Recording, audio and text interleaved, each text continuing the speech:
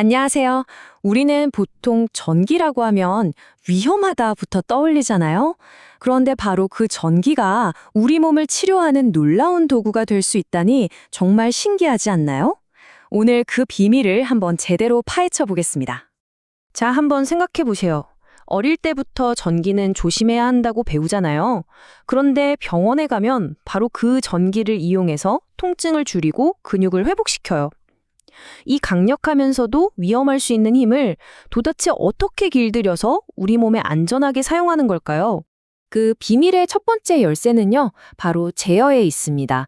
네, 컨트롤이죠. 이 강력한 전기 에너지를 어떻게 길들여서 우리 몸에 이로운 아주 정교한 신호로 바꾸는지 그 기본 원리부터 한번 살펴보겠습니다. 이건 그냥 벽에 있는 콘센트에 사람을 연결하는 것과는 차원이 완전히 다른 이야기입니다. 가정용 전기의 그 거칠고 강한 힘을요, 치료에 딱 맞는 아주 부드럽고 정교한 신호로 바꾸는 정말 정교한 엔지니어링 기술이 이 안에 숨어 있는 거죠. 하지만 이렇게 강력한 힘을 다루는 만큼 당연히 위험도 따르겠죠. 이 기술을 정말 안전하게 사용하려면 우리가 어떤 위험에 직면할 수 있는지 정확하게 아는 게 무엇보다 중요합니다.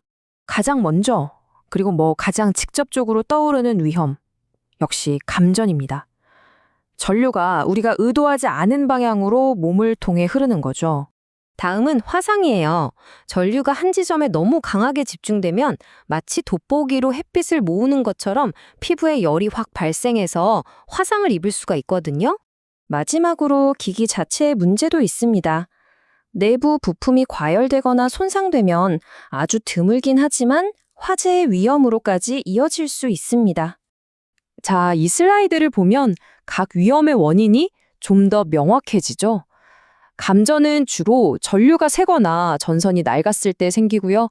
화상은 전극이 피부에 제대로 딱 붙어있지 않을 때 발생할 수 있어요.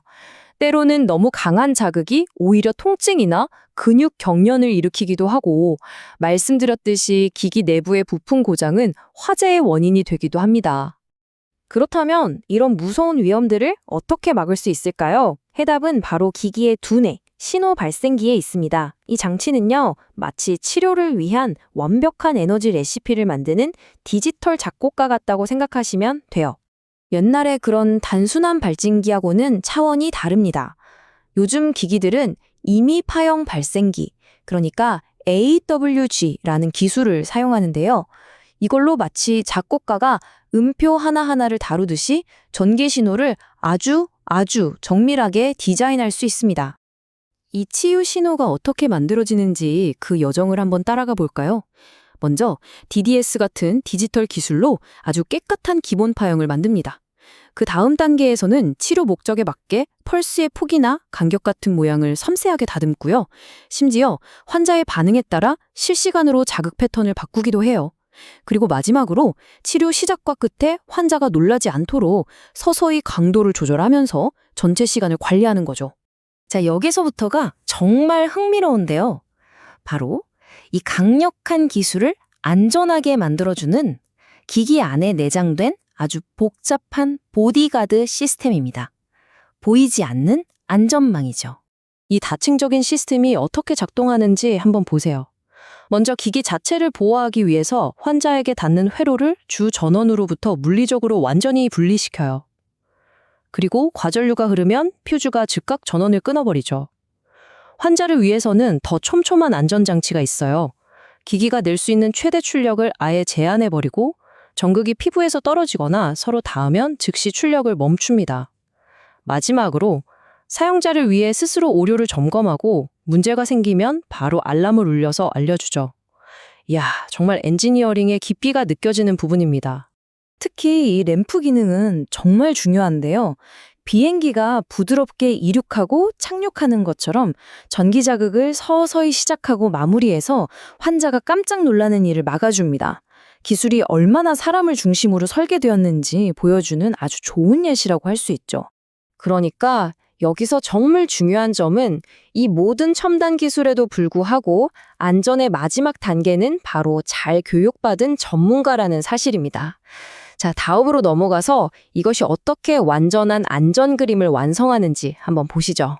이건 그냥 단순한 규칙 목록이 아니에요. 사용자가 안전을 지키는 데 적극적인 참여자가 되도록 돕는 일종의 강력한 가이드라고 할 수 있습니다.